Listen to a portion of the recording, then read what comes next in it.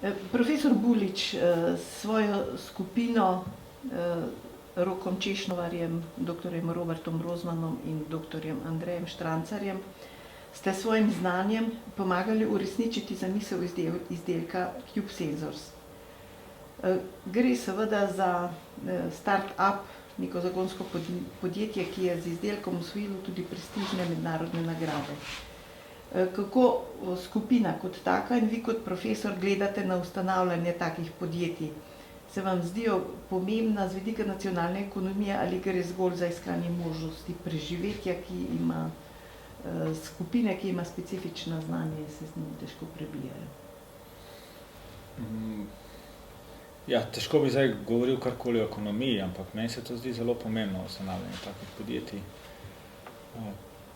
Konec koncev, taka majhna podjetja se hitreje prebijajo verjetno na tuji trg. Ja, kaj bi videla rekla? Ne vem, če je pravo vprašanje za nas. Ja, najbrž, ker ste vključeni v to, vas tudi taki start-upi iščejo. Vi ste seveda univerzitetni učitelji. Ja, iščejo nas za pomoč, ampak v ustanavljanje takih start-upov pa nismo vključeni. To gotovo ne, ampak najbrž imate pa neko svoje mnenje o tem. Ja, meni se zdi to čisto v redu, no? Čisto.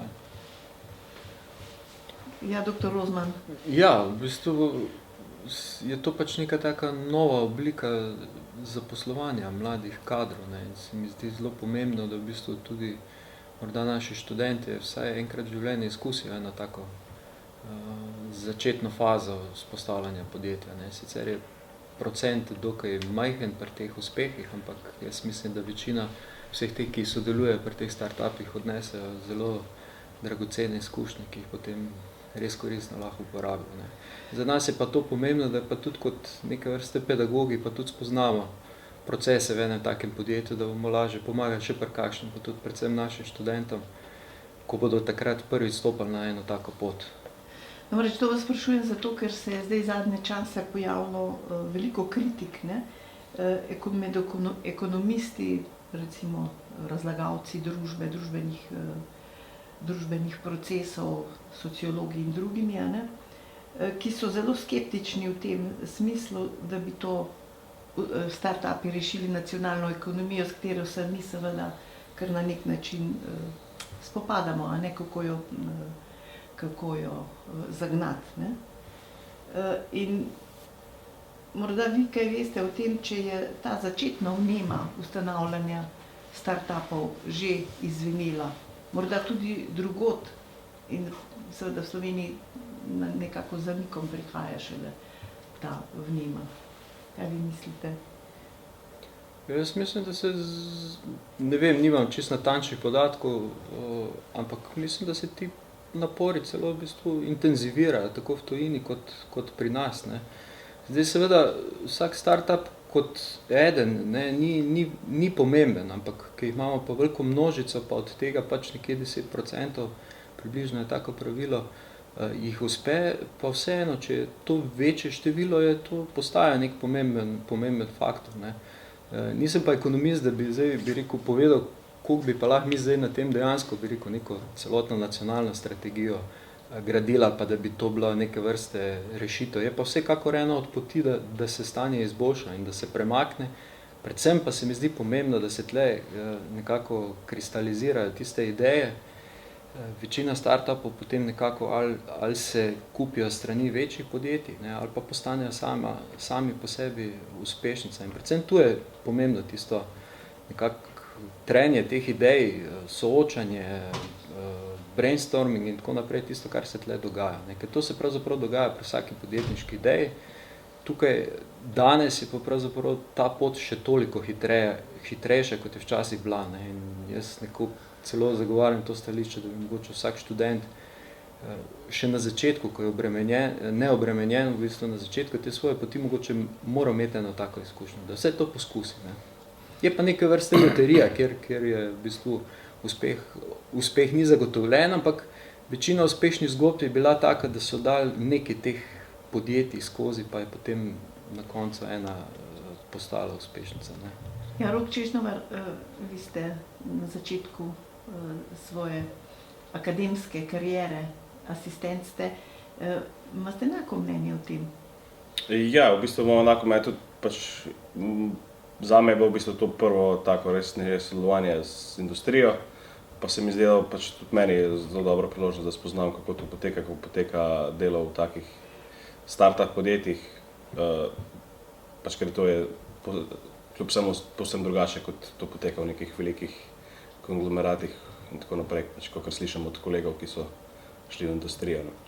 Tako da ja, bi se strinjal z Robertom, da bi študenti morali vsaj enkrat v življenju poskusiti nekaj takega, ker se veliko naučiš, kljub temu, da je morda težje kot pasti v neko ogromno podjetje. Profesor Bulič, Cube Sensors, pametna kocka ji rečete, ne? Kako jo bi pa predstavili, čemu služi in kakšna je njena uporabnost? Tu jo vidimo. Ja, torej, kocka zajame kar nekaj parametrov iz okolja. Temperaturo, vlago, hrup, osvetlitev. In nam v bistvu, zelo na kratko povedano, pove nekaj o tem okolju, o kvaliteti tega okolja, v katerem trenutno bivamo. Ne?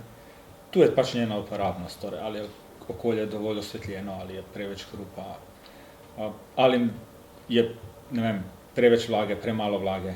To je tisto, kar mogoče naši biološki senzori prepozno zaznajo. Ne? Kako pa sploh nastala ideja zanjo? To pa bi mogli vprašati.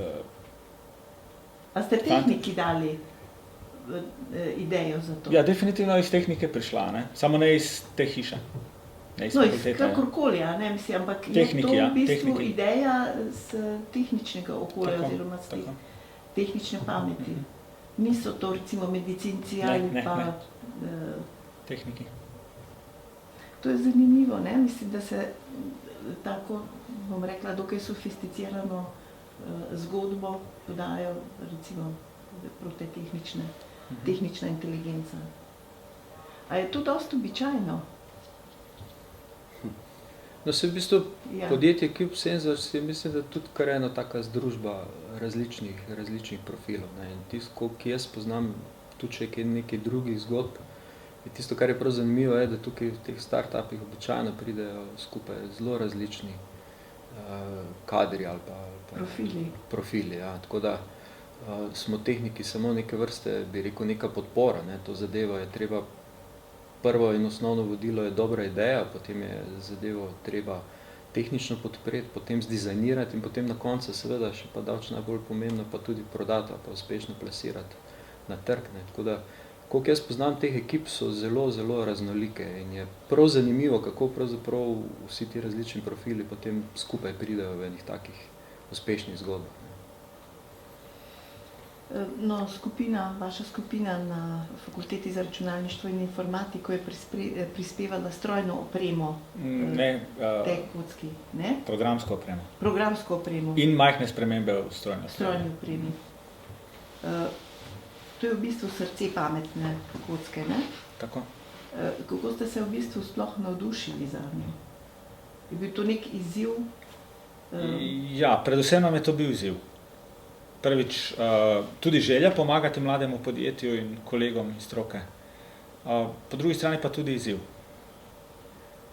V kakšnem smislu, recimo v tem raziskovalnem, ali toliko že recimo tega je bilo znanja nakopičenega tudi, da v bistvu ni bil niti noben problem potem to napraviti? Ja, jaz bi rekel takole, torej veliko znanja je že bilo. Bi rekel, verjetno 3/4 same programske opreme ni bil problem razvit. Imeli smo pa nekaj takih izzivov, kajti morali smo paziti na porabo, morali smo paziti na količino pomilnika, ki ga imamo. Veliko, bi rekel, takih ovira, ne, je bilo pri razvoju kocke, ki so nekako tudi proti koncu posegli tudi v tisto raziskovalno delo. Ne, torej, predvsem pri obdelavi zvoka smo imeli en tak izziv. Moramo se zavedati, da je v bistvu celoten računalniški sistem, ki je v kocki, relativno majhen.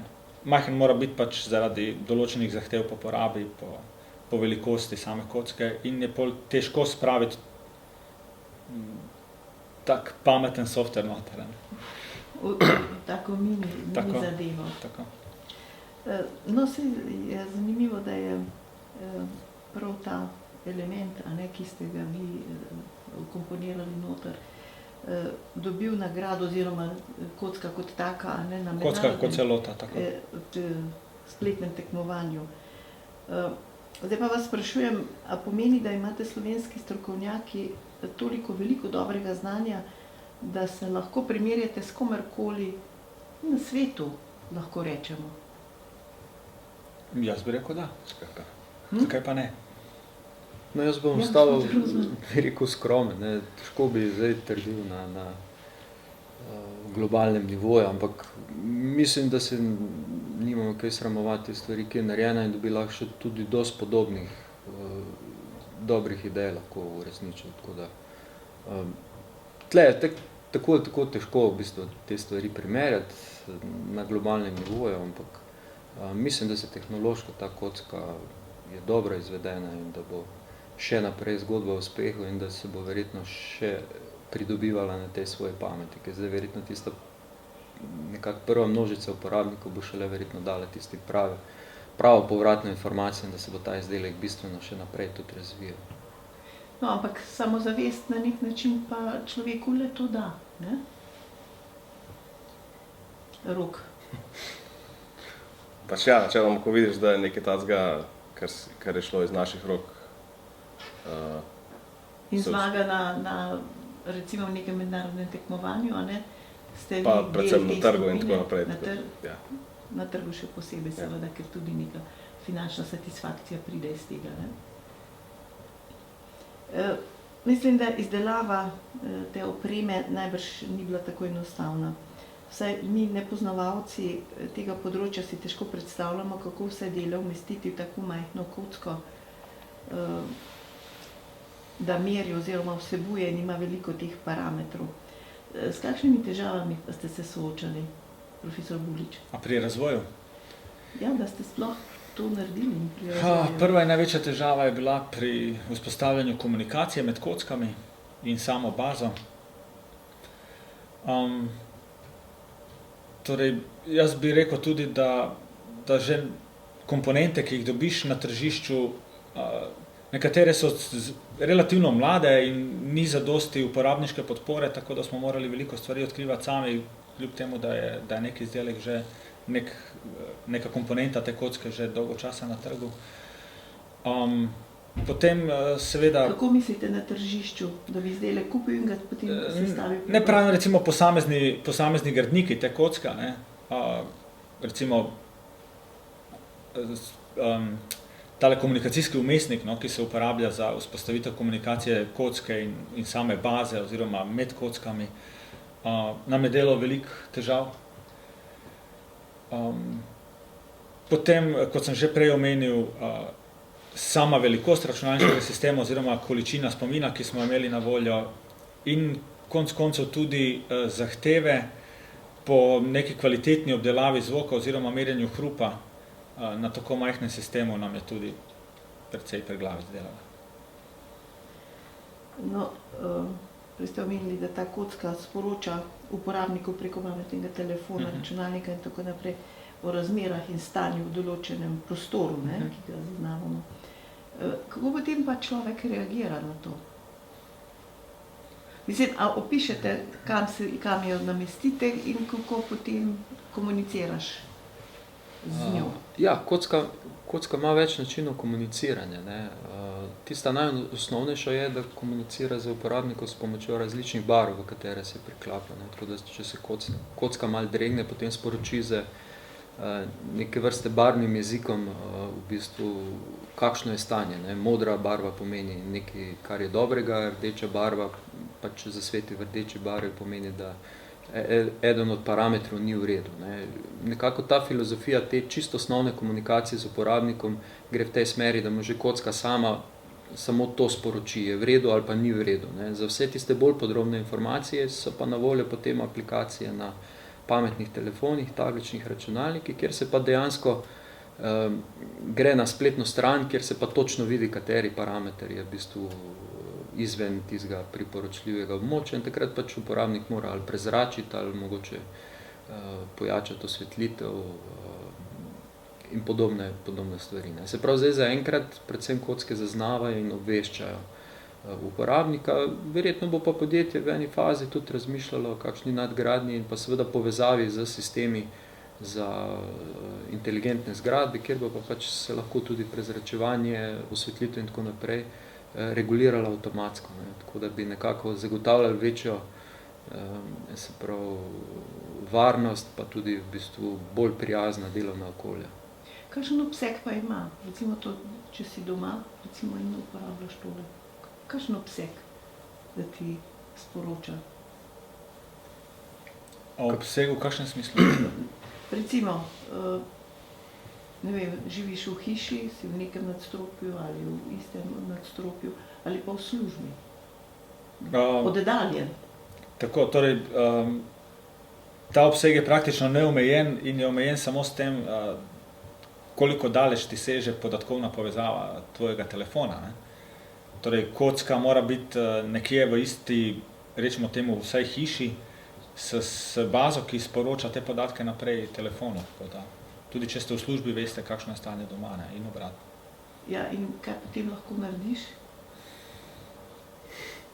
To se pravi, da samo monitoriraš, ne? Tako, zaenkrat, tako kot je povedal Robert, kocka spremlja in sporoča, definitivno bo verjetno podjetje razmišljalo tudi o nadgradnji, da bi se aktivne tudi vključevala v spremembo okolja. Ne? Avtomatsko, ne? Ja, koliko je nam znano, se je podjetje CubeSensor že povezalo z enim večjim proizvajalcem žaluzij v Združenih državah, kjer bi potem kocka lahko sama, glede na stanje parametrov, odpirala oziroma zapirala žaluzije. No, prej ste rekli, da meri različne parametre v okolju, je hrup, temperaturo, vlago. Kako ste pa prilagajali lestvico normativov za posamezno stanje?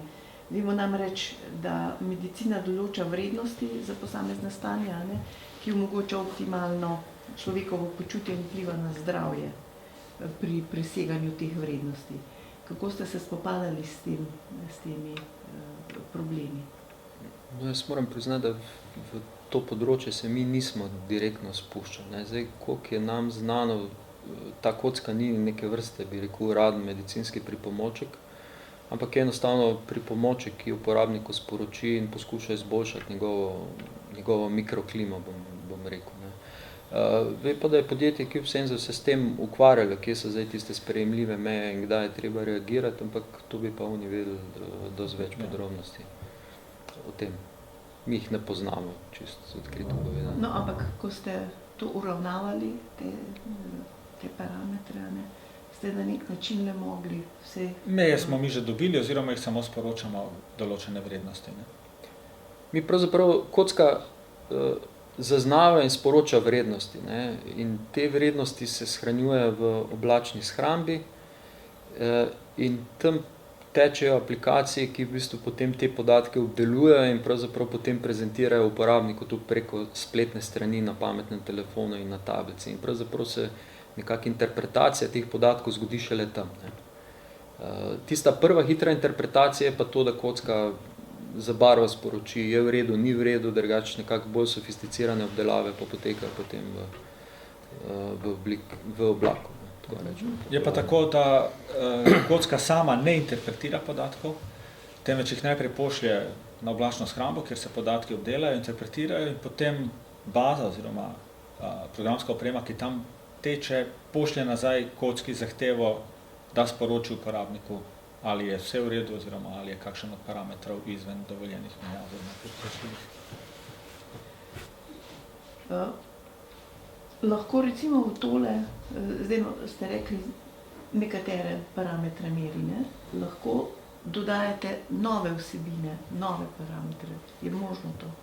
Ja, vsekakor se to da. Ne? Zdaj, pač kocka je nekako sestavljena iz enega osrček v obliki pač nekega mikrokrmilnika, potem drug sestavni pomemben del so pa tako imenovani senzori oziroma tipala, ne, ki pač so zdaj v takem naboru tukaj trenutno, lahko bi se pa tudi seveda dodala tudi kakšna drugačna za druge stvari. Ne. Tako da seveda se tlele lahko sigurno zadeva širi še tudi na tipanje drugih parametrov, mogoče niti ne samo za kvaliteto zraka, osvetlitev in tako naprej, ampak še kaj mogoče bolj pomembnega ali pa tudi na čist drugem področju, ne samo v bivalnih okoljih ali pa delovnih okoljih.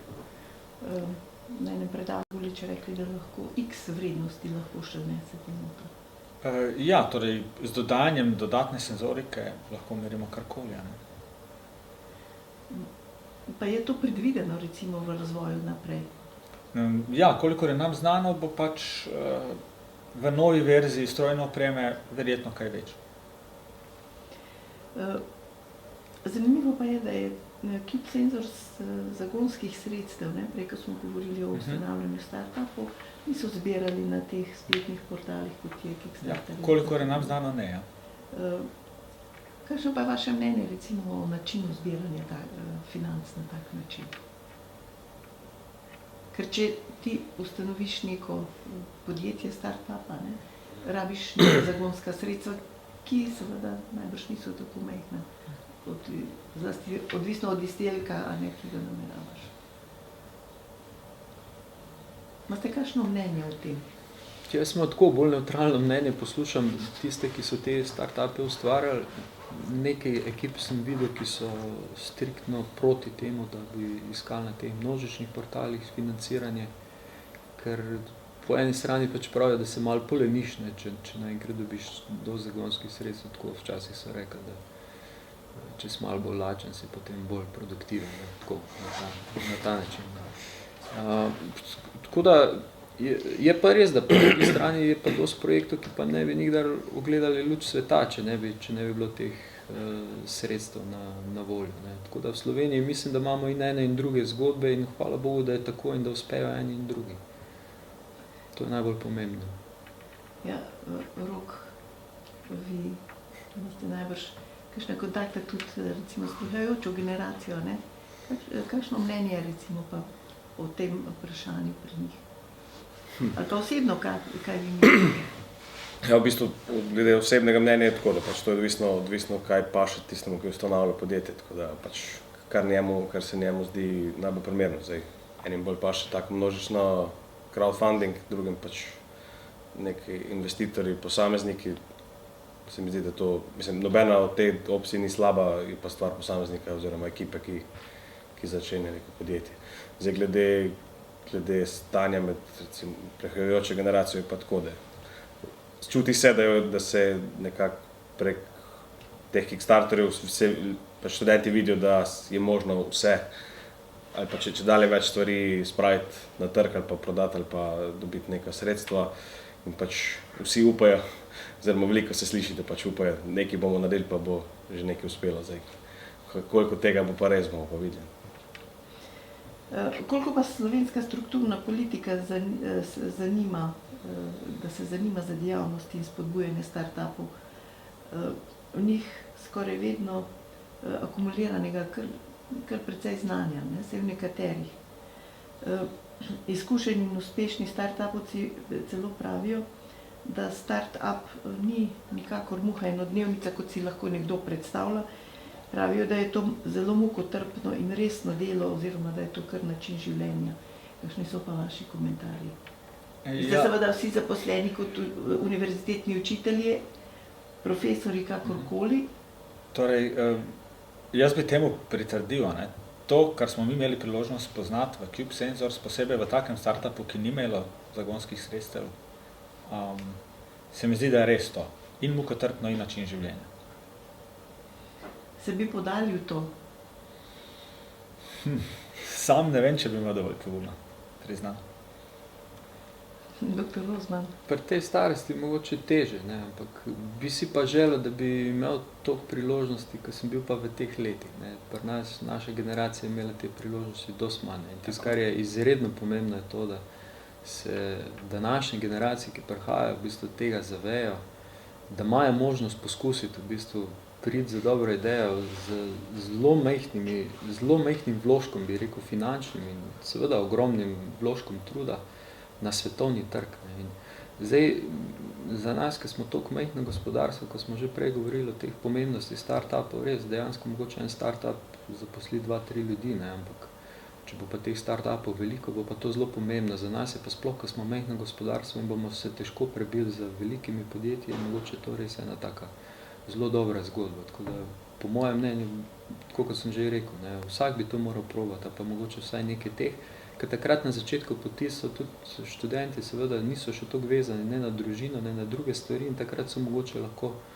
pripravljeni vložiti malo več truda in časa, kot ga bojo pa mogoče imeli na voljo potem kasneje v življenju. Koliko so pa vaši študenti oziroma diplomanti usposobljeni za, koliko znanja imajo, da lahko začenjajo nekaj takega, kar potem se plasira recimo na globalni trg in kje lahko oni izkušnje nabirajo. Ker danes ni več velikih podjetij pri nas, razvojnih oddelkov, kjer bi lahko. Torej, lahko tukaj govorimo kvečemo o znanju, ne, ki ga imajo naši študenti oziroma diplomanti. To vas sprašujem, ne? Recimo, kot profesor, kaj jim daste? Jaz upam, da zadosti, no, oziroma da veliko. Na tem tudi intenzivno delamo, ne, se zelo trudimo. Jaz mislim, da imajo dovolj znanja. Skoraj upam trditi, da so. Nekateri so strokovnjaki že praktično med študijem. Nekateri si nabirajo izkušnje že s sodelovanjem s majhnimi podjetji, oziroma s poskušanjem uresničevanja nekih svojih idej. Veliko je takih študentov. A je pa res, da ni več takih razvojnih oddelkov, kot so mogoče bili v naših časih, ne, kjer si opravil prakso v neki veliki firmi. Rok, kaj vi mislite, vi ste šele asistenta, ne? So vas profesori oborožili s velikim opusom znanja? Ja, jaz bi rekel, da ja, načeloma pač opoznanje je širok. Zdaj, vseh detajlov si zagotovo nismo zvedeli, to je pač pol stvar, ko se vržeš enkrat v to. Ti pa da dosta osnove, da nisi čist zgubljen in da te ni čist popolnoma strah, ko se vržeš v nekaj takega. Zdaj, vse detajle zagotovo ne, ker pač to bi bilo iluzorno spremine, pričakovati, da vas bi naučili vsega, kar boste v naslednjih 40 letih, ko boste... Osnova je pa zagotovo dobro. Ja, dr. Rozman. Ja, mi se tukaj na fakulteti trudimo, se zato je v bistvu tudi zelo pomembno, da smo v tej zgodbi recimo pa še kakšni drugi sodelovali, ker dobimo točno ta občutek, kaj pravzaprav tam najbolj potrebujejo. Je pa res, da startup sam je tista izkušnja, ki jo dobiš, zato je to pomembno, da jo dobiš. Na fakulteti zdaj v bistvu v novejšem času je zelo dosti takih praktičnih projektov, kjer se študenti že ob svojem normalnem pedagoškem procesu pravzaprav že vključujejo. Letos imamo tudi te študentske projekte.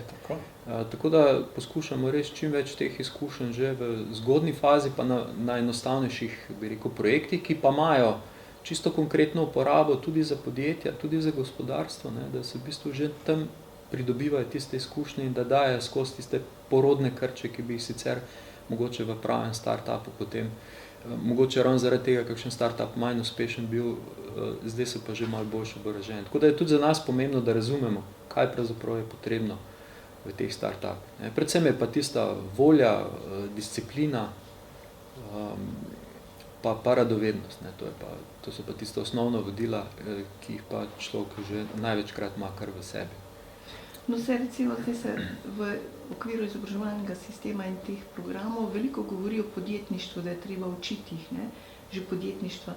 To recimo na vaši fakulteti, zdaj tehnična stroka,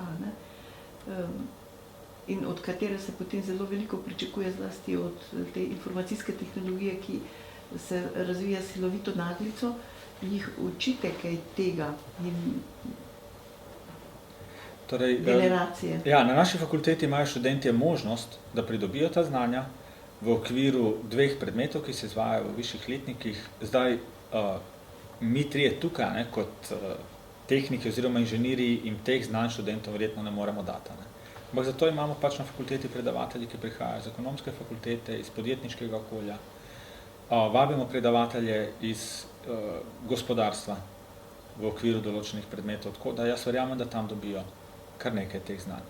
Drugače bi jaz še dodal, da je v zadnjem času se na fakulteti zelo zavedamo te potrebe po takih znanjih in zato imamo kar nekaj pozitivnih zgodb v smislu študentskih projektov oziroma tako imenovanih študentskih izzivov, kjer v okviru določenih predmetov študentje v sodelovanju s podjetji že nabirajo kreditne točke in tako poleg, bi rekel, tistih rednih pedagoških obveznosti, ki jih imajo na fakulteti v okviru programov, pridobivajo še dodatna znanja v sodelovanju s podjetji. Tako imamo uspešne zgodbe s podjetji, kot so Zemanta, Nil, Comtrade. Pač z njimi se povezujemo, tam študentje pridobijo verjetno, oziroma jaz bi rekel temu, dobijo komplementarna znanja, ne, ki jih potrebujejo, ki jih mogoče zaposleni na fakulteti nimamo v taki meri. Univerze kot take, ne, tudi obstaja zdaj trend iti na trg. Kako vi gledate na to? Nedavno ste videli tudi v Ljubljani je bila prireditev, a ne? Da je univerza kot taka, ne, se srečevala s posameznimi predstavniki večjih. A mislite to, kar je bilo v okviru kariernih centrov? Kakorkoli obračam, mislim, trend obstaja, ne, univerza gre na trg. Ni več samo odvisna od davkoplačevalskega denarja, tistega denarja, ki ga Ministrstvo za znanost pač razporeja. No, jaz ne bi rekel, da je to nekaj novega. Torej, vsaj, kar vem, za tehnične fakultete z gospodarstvom sodelujejo že dolgo časa. Mogoče je... No, mislim, če gre potem ta, kako bi rekla, ne, ta prevelik prakticizem in prevelik način samo povezati se s podjetništvom, biti tako usmerjen, da potem da mogoče premalo znanja tega temeljnega študentom, ki prihajajo. A obstaja? No, da bi na ta način univerza šla na trg, tega ni. Ne? Torej, v naših prvih letnikih, vsaj prvih 2 študentje dobijo temeljna znanja. In ne moremo govoriti o tem, da pač univerza gre na trg. Ne? Jaz bi rekel, da je to bolj v luči tega, da se skušajo ustvarjati take povezave, take stiki, kot je recimo tale primer z mladimi zagonskimi podjetji, kjer lahko univerza pomaga podjetjem, konec koncev, jaz temu rečem, tudi vrne gospodarstvu tisto, kar je gospodarstvo dalo skozi davke, ne? In vrne to znanje nazaj v podjetje. Na ta način, ja. Se pravi, da je to dobrodošlo? Bi rekel, ja. Ja, v bistvu pač univerza se mora zavedati, ne, pač eno pravo ravnovesje je potrebno med enim in drugim. Ne. Pač naša osnovna naloga je vsekakor, da nabiramo znanje, da raziskujemo. Če lahko to znanje v bistvu pa še uspešno povežemo z podjetništvom, je pa to še toliko večji plus in takrat verjetno tudi dosti lažje tudi naš obstoj na ta način upravičimo. Ne.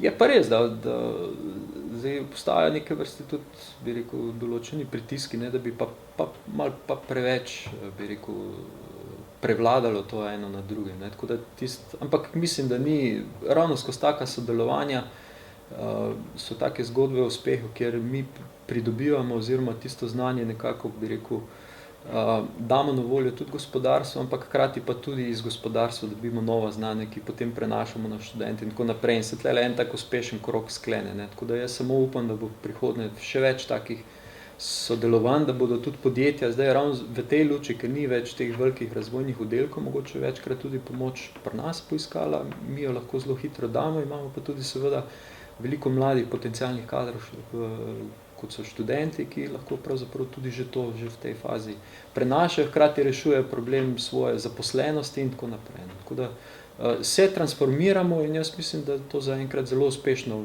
poteka in da pravzaprav tudi same te zgodbe nakazujejo na to. Je pa res, da univerza ne more postati 8-urni servis podjetjem. Ne? ker sistem izgublja svojo avtonomijo, svoje poslanstvo. Vi, profesor Gulič, imate izkušnje z realnega sektorja, ker se dela, koliko vam so recimo te izkušnje koristile zdaj kot univerzitetnemu učitelju?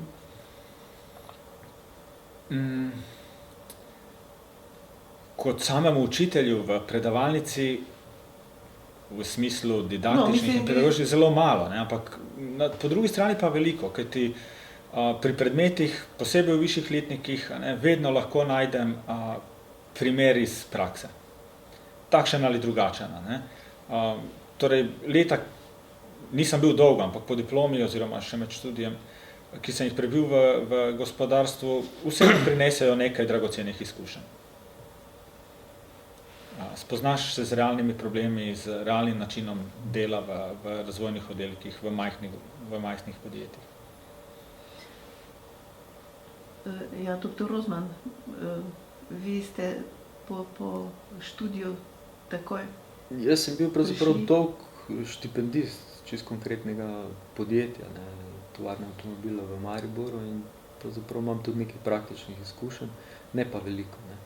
Ampak vse zato sem se vedno, ves ta čas v bistvu skozi prizadevam čim več stika med s podjetji, čim večkrat jih obiskati, videti, kako to poteka in tako naprej, da čim lažje potem tudi razumem, kaj pravzaprav moramo mi največ veliko naše študente naučiti pa usmeriti, da bodo čim bolj uspešni v tistem okolju dela.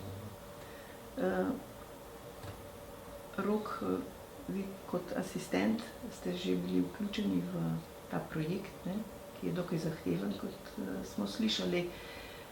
Koliko vi lahko recimo enih takih izkušenj dobite pri tem, da boste v prihodnje, ko boste že z doktoratom predavatelj, potem prenašali znanje na mlajše generacije? Se v bistvu mi to že zdaj koristi, tako kot je profesor Bulič rekel, pač realni primeri, lahko poveš študentom pač iz realnega sveta, ne samo pač kot nek iluzoren primer, ampak pač lahko poveš točno primer, s čim si se ti ubadal, oziroma zakaj je to, kar jim razlagaš, pomembno. To se lahko že zdaj navaja kot asistent, verjetno je pa kasneje samo še tega toliko več. Oziroma neposredno probleme, ki si jih spoznal v realnem svetu, vključiš v pedagoški proces, kar je zelo, zelo, bi rekel, vredno. No?